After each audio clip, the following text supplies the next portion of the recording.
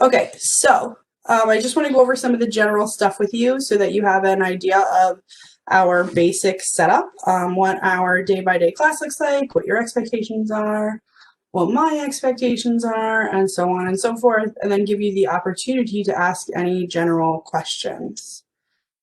So when we are here in more, the calendar tells us day by day what we have to do. So what is due that day?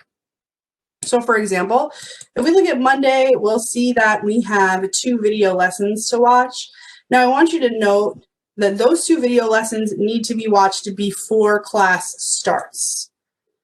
So this class operates in a flipped classroom style, which means that your primary method of learning will be via videos. So I will not be lecturing. Instead, you will be watching videos of my boss, actually, the math department chair here at Estrella Mountain Community College. Sometimes it's a lady speaking, and that lady is his wife, and she's a math professor at Glendale Community College. And they will teach you the majority of the material. So you will download and print these notes, or you won't. I'm not the notes police. If you don't print them, I'll never know. And then you will fill them in while you watch his video lesson. There are a couple of questions that you have to answer throughout the course of the video lesson. And then once you are done with the video lesson, the homework assignment unlocks. Now, you don't have access to the homework until you have completed the video lesson with 100%. So you have to make sure that you answer all of the questions in the video lesson in order to have access to your homework. See, it says right here, prerequisite 100% on the video. So you'll watch the video lesson and then you'll come to class and I will do these in-class examples. So at the point when I'm doing these examples, nothing should be brand new. Should not be the first time you've heard any of this material. It should actually be the second time. The first time will have been from Andy, and then the second time will be from me. I have selected basically one of each type of question from the homework. So I went through each of your homework assignments and I said, okay, I want to make sure that I hit one of each type in here, and I want to do one with you so that if you have any questions on those types of problems, you can ask them when I go over them.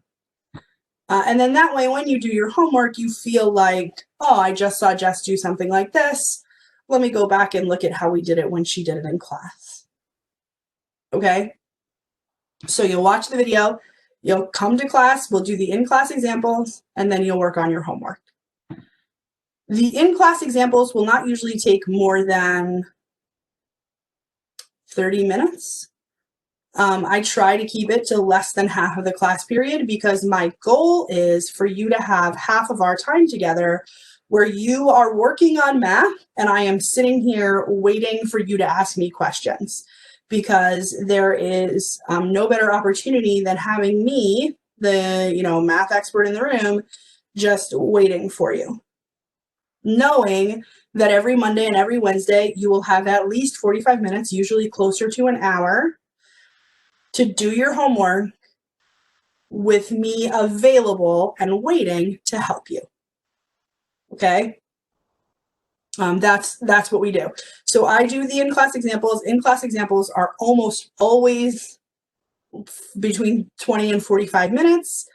And then I am done, and then you are afforded the opportunity to work. Now, I have several notes about that. First of all, I have no meeting attendance requirement, which means that you are not required to be in this meeting. I do have a work attendance requirement, which means that if you go 7 days without doing any work in more, then you risk being withdrawn from the class. So you need to be making sure that you are staying on top of your assignments and that you're doing your work every day.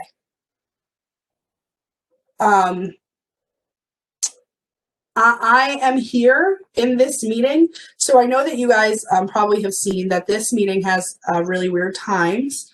I teach this class 3 sections in a row. So I teach it at 3:30, and then at 5:20, and then at 7:15. If you are working on your assignments at 6, Like if you got off of work and you're home and you decided to start your math a little early and you need help, I am going to be sitting in this meeting. So I made it one long meeting instead of 3 separate meetings for 2 purposes. First, because it's easier for me to just be in one room instead of having to leave one and then go in another and leave one and go in another, right?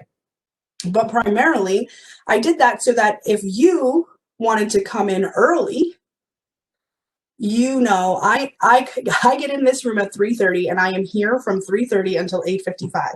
And you have access to me from 3:30 until 8:55. Just because you are in my 7:15 class doesn't mean that if you roll in at 6 o'clock, I'm going to be like, no, I'm not speaking to you. That's not how that goes. If you come in early because you have a question, I will help you. I am not like taking attendance formally. WebEx records who comes in and who leaves and when they come in and when they leave. So if I have to look something up, I can, but I'm not the attendance police. I am here to help you. I do my in-class examples 3 times at 3:30, at 5:20, and at 7:15. You are more than welcome to come and go as you please between 3:30 and 8:55. Okay?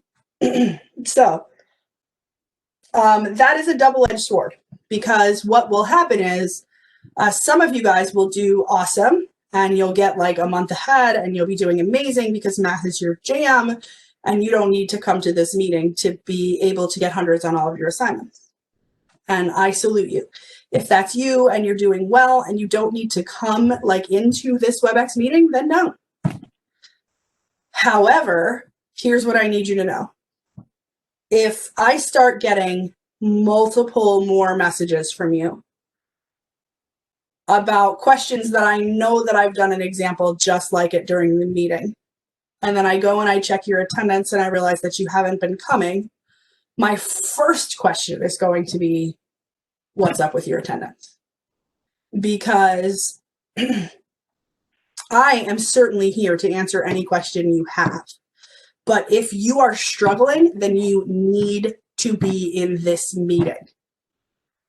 If you are having a problem, then I don't want to hear constant excuses. I couldn't make it. I had to work. I couldn't this, blah, blah, blah. Because I'm just going to tell you, well, you signed up for a class that met at this time. You should have told work. You should have blocked this time out. If you cannot make it to this meeting, then it is your responsibility to figure out how to make up that time via the Academic Success Center or something along those lines. But I will not spend hours of my time outside of class helping somebody who cannot or will not come to the meetings. I hope that makes sense, and I hope it doesn't sound exceptionally harsh of me, but I really, I don't want people thinking that because I'm not formally taking attendance that it means that this meeting is optional, because it is not. If you have had problems with math in the past, if you are struggling, then you should be here. Is that clear? Okay, because I don't want it to come down to, well, you said we didn't have to be here, so I wasn't here, and now I'm failing. Okay, well, I did say you don't have to be here, but I am telling you that you should be here. I just want to point out a couple of things about your homework assignments. So the first is that whatever day we do the video lesson, your homework assignment is going to be due the following Sunday. So if we do a video lesson on Monday, that homework assignment will be due the following Sunday. If we do a video lesson on Wednesday, that homework assignment will be due the following Sunday as well. Okay, so basically, before we get into the next week's notes, you should be done with the prior week. In a perfect world, you would watch the video and then do as much of the homework as you could before you came here, and then you would finish the homework while you were here with me. So like in a perfect world, you would watch the 1.0A video, get through as many of the 1.0A questions as you could. So maybe out of 20, you get through 15, and then you save those 5 for when we're together because you had trouble with them. And then you finish that assignment the night that we go over it in class. And I say in a perfect world because that's not going to happen. For most of you, it won't be done until Sunday. I totally get it. Life happens. Like, I'm right there with you. So, I also want to point out that every single one of these homework assignments is 20 questions long, and every question is set up similarly in that you have a couple of options here that I want to talk about. I want to talk about this right up here. So every question you have 3 tries on, meaning I could pick something and submit this. And you see how I got it wrong? And it says 0 of 5. I can resubmit it. And now you see how up here now it says I only have 1 try left. So I could submit it again. Oh, just kidding. We'll change it. And see how it was wrong a 3rd time? The 3rd time that it's wrong, it gives me the option to see the correct answer. That's what this little key right here does. And then I get this get a similar question. So if I click on get a similar question, do you see how my 3 attempts reset? And this means now I have 98 more tries on this question. So that means you have 300 attempts on each question on your homework to get it right. 300 is a ridiculous number. It will not take you 300 attempts to get a question right. What it means is that if you are willing to put in the effort, you can get 100% on every single homework assignment. Because I give you the opportunity to keep redoing them until you get them right. Now, it also means that if you do not reach mastery on a homework assignment, you will not get credit for it. So I know that it says this in my syllabus, but I just want you to know that on the homework assignments, a grade below a 90% goes in the gradebook as NC or no credit. So you are expected to keep working until you get to mastery on each homework assignment. And if you're having trouble getting there, then that's when you come to the meeting and you ask. Okay? Your quizzes are set up very similarly. You have 1 quiz at the end of each module. Except the only difference is that instead of 3, you have 1 attempt. So the first time I get this wrong,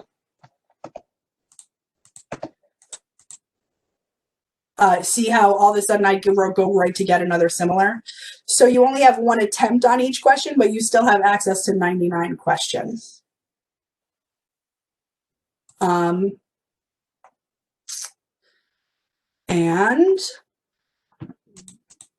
assignments are due on Sundays. I said that already. So the other thing I want to talk to you about is due dates. I know that if you've done the syllabus quiz already, you know that you have 6 late passes, and a late pass will extend an assignment for you by 48 hours. So if you don't get to the video notes by Monday, but you know that you can do them on Tuesday, then you can do a late pass and do them on Tuesday. If the 48 hours passes, or you just you need more than 48 hours, then send me a message and ask, and I will tell you that I have never said no to an extension on any homework assignment, any video lesson, or any quiz ever. I've literally never said no. Ever. I don't say no to those requests. If you need more time, you need more time, and I will always give it to you. So as far as those homeworks, quizzes, video lessons, if something happens and you need more time, just send me a message. Send it right here and more. Hey, Jess, can I get an extra week on the video notes and the homework 1.0A? Usually my response will just be done because I will take care of it for you. If you want to tell me what happened, feel free to, but know that I'm never concerned about why. I accept that life happens and that you will very likely need more time for some assignments at some point in this course, and I am more than willing to give you that time. So do I recommend that you stick with this calendar? Absolutely, I recommend it. Some things are going to be way harder to understand if you didn't finish the prerequisite information. So like when we get into rates of change in behavior, if you didn't already do, no, that's a bad example. When we get into linear functions, if you didn't already do rates of change in behavior, linear function is going to be harder. Does that make sense? So there is a reason why I have it set up this way. I would always recommend that you stick with the calendar as it is, but I would also be willing to bet that every single one of you at some point this semester will need an extension on something, and I promise you that I will give it to you. No questions asked. Just tell me what you need, tell me what I can do for you, and I will extend that assignment, no problem. So the only thing that I will ask about are tests. There's a couple reasons why, but it is my preference that you take tests within their window.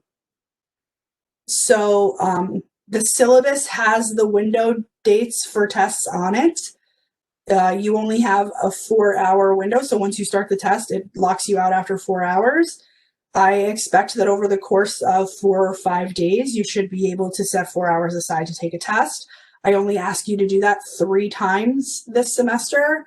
And I even set aside a class day. So like this test is due on the 2nd, but I do not have anything scheduled for the 1st. I literally am going to open this meeting up and sit here and answer questions. I'm not going to do any in-class examples. I have nothing planned. I set aside that class day for you to take your test. So I expect that you'll be able to take your test within the window. Now, if you have something nutty happen and you have an emergency and you can't get to it in those 4 days, tell me and I will absolutely extend the test for you. Okay, so I don't want you to think that like, oh my God, but my dad is in the hospital and I was with him all weekend. I didn't get a chance to take my test, and I'm going to be like, too bad, because I'm not. I will never ask why when it comes to homeworks, quizzes, and video lessons, but I will ask why for tests. I'm usually still going to say yes. Almost always say yes for tests. I will tell you the only time that I've ever said no for a test was when a dude said, I honestly just forgot about it for the first test. And then for the second test was like, I honestly just forgot about it. And I was like, no. I honestly just forgot about it is not an excuse that you use twice on 2 out of 3 tests per semester. You know, like, bruh, we're in college now. You can't tell me that you forgot when it says it like everywhere on here. Otherwise, if something happens, then just talk to me about it and I will do whatever I can to help you. Now, that leads me into a part of the reason why I prefer that everybody take their test at the same time is because as you go through, there will be assignments that you do that require some grading on my part. So for example, you have the syllabus assignment, then on the last thing, there's a question that I have to grade, right? You have to send me some information, and once I get that information, I give you credit for that piece. Most assignments that you have to do that on are set up like this, where like, if we look at the Academic Success Center assignment, which by the way, before we look at it, I want you to know that I am aware that there are no available times via the Academic Success Center right now until March, because they do this every single semester. They never make enough appointments available at the beginning of the semester. I don't know why. I do know that, again, it has been every single semester that they've done this. So I know that from experience that they will open up more appointments, probably by the end of the week. But if for some reason they don't, then I will extend the Academic Success Center assignment for everybody until we can all get there. Okay. So if you see that the Academic Success Center has opened up, and started making bookings, like has bookings available again, let me know. That way I can share that information with everybody. Okay. Now, you see how this is a question that you have to type in. That means that I have to grade it. And so what's going to happen is you're going to type in your answers to these 4 questions, and then your grade in the gradebook is going to show 0. Not because you didn't do it right, but because I haven't graded it yet. And I have a very specific way that I grade those kinds of assignments. So like I told you guys, I have 3 classes back to back. So it doesn't make any sense to me to go in, let's say, to go in tomorrow and like search and see who's done the academic success center assignment and grade 3 or 4, and then to go in the next day and see who's done the academic success center assignment and grade another 2 or 3. Like, that would be a ridiculous way to do it.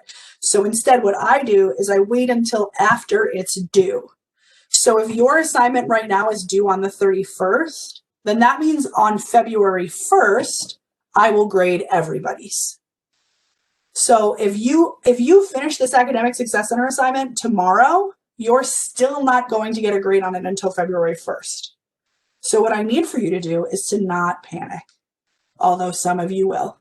I guarantee you that 2 or 3 of you are going to send me an email and say, oh, Jess, it still shows me 0 on my academic success center assignment. I turned it in 3 days ago. And then I'm going to remind you, yes, I'm not grading that until February 1st. But I will grade it on February 1st, for sure. Because then everybody will have done it and I can grade everybody's at once.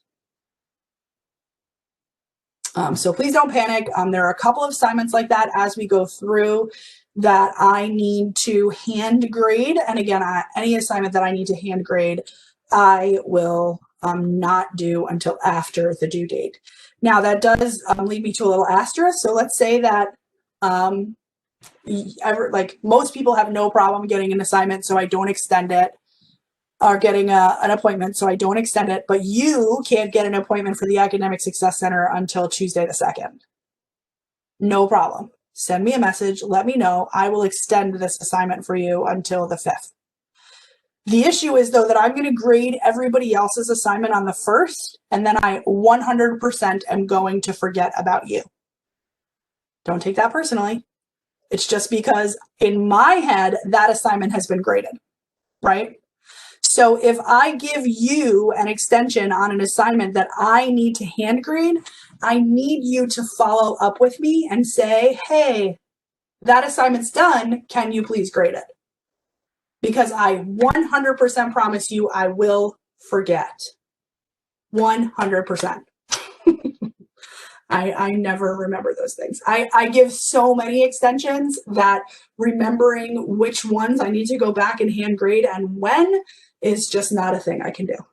So again, if I extend any assignment for you this whole semester that requires grading on my part, I'm going to need you to follow up with me after you turn it in and tell me that I need to grade it, because otherwise I won't.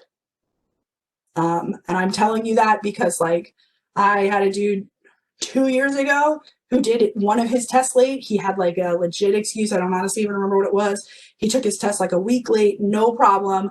I completely forgot. The end of the semester comes and he's like, Jess, I'm still failing because you never graded my first test. And I was like, bro, I forgot. I'm sorry. I'll go do that right now. And I went and I graded his first test, and his grade took a huge jump because it was showing a 0 in the grade book, even though he had done it. He just did it late. So I just request of you, there are not a lot of assignments in here that need hand grading on my part, but if you do need an extension on one of those, like even if you hit late pass, I need to know, because I will not get to a hand graded assignment if you turn it in late. I just won't. Sorry. I try to grade them the day after they're due because I know that that's when everybody should be done. And I know that if it were me and I was waiting for my grade, I would want it right away. So like if this ASC assignment is due on the 31st, then my plan is always going to be to grade it on the 1st. If this quiz after exam check is due on the 7th, then my plan is going to be to grade it on the 8th. Your test is due on a Tuesday, my plan will be to grade it on a Wednesday. That way you have your scores on those as soon as it makes sense for me to get them to you.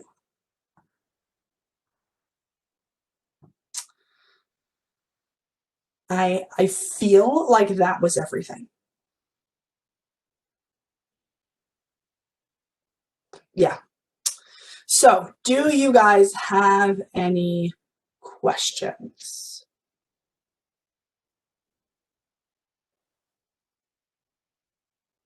I see lots of head shaking.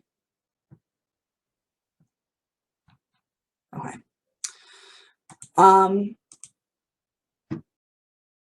Other thing that I wanted to mention is that when we are looking at your homework assignments, let's look at a homework assignment. let's just say you're working on homework 1.0B and we're sitting here together and you need help. The first thing that I'm always going to ask you to do is press this message my instructor button. You see it right here? It's there on every single one of your questions. So if we're sitting in a meeting and you're watching me watch YouTube or Netflix, because that's usually what I'm doing when I'm waiting for you guys to ask me questions, then you can hit this message my instructor button and then tell me that you need help. So the reason why it is important for you to hit message my instructor is because if you just say, hey, Jess, I need help with question 11 on 1.0B, well, everybody's numbers here are going to look different. So when you press message my instructor, it shows me exactly what your question looks like. So it shows me the numbers that you are working with so that I can help you specifically. Okay, so anytime we're in a meeting and you're asking me for a question, I'm going to request that you use that message my instructor button. Now, if we are not in a meeting, if we are not together and you need help on a question, I am going to recommend that instead of messaging it to me, you post it on the forum, because I check the forums just as often as I check my emails. And I am not the only one checking the forum. So we have like 30 people in this class, I think 25. So if you post a question, if you message it to me, then you are waiting for one person to see your email. But if you post it to the forum, then you have the opportunity for any one of 26 people to answer your question. Now, again, I check the forum every single time I log in. So if I am the first one to see your question, I will answer it. But in many cases, one of your classmates will beat me to the punch and you will get the help that you need before I even have the chance to help. Okay? So again, if we are in a meeting and you want to ask me specifically, hit message my instructor and then like unmute yourself and say, hey, Jess, I just sent you a question. Can you look at it with me? Absolutely, yes, for sure. If it is a Friday afternoon and you're working and you want help on a question that's due on Sunday, then messaging it to me gives you a very low chance of getting your question answered before that assignment is due. But posting it to the forum exponentially increases the possibility that somebody will be able to help you out before the assignment is due. And so I recommend, or I request, that you guys check the forums regularly as well. You'll get a notification if there's a new post on the forum, just like you saw on mine. So like you see how here it says forums new one. So if you see a question on the forum and you know how to answer it, then please do help each other. You know, in pre-COVID times, I would make you guys all sit and start exchanging numbers with the people at your table and see about setting up study groups. That is much harder to do now, right? So let's use those forums as a way to create sort of like a study group where you guys can work together and help each other out. And again, know that I answer questions. It's 50% of the time I'm the first one to answer. But 50% of the time I'm not. A lot of times you guys are helping each other and I love that. So feel free to use message my instructor or post to the forums as you feel like you need help, and know that I am hoping that we can foster a community of people who will work together and help each other through this course. Do you have any questions on any of that?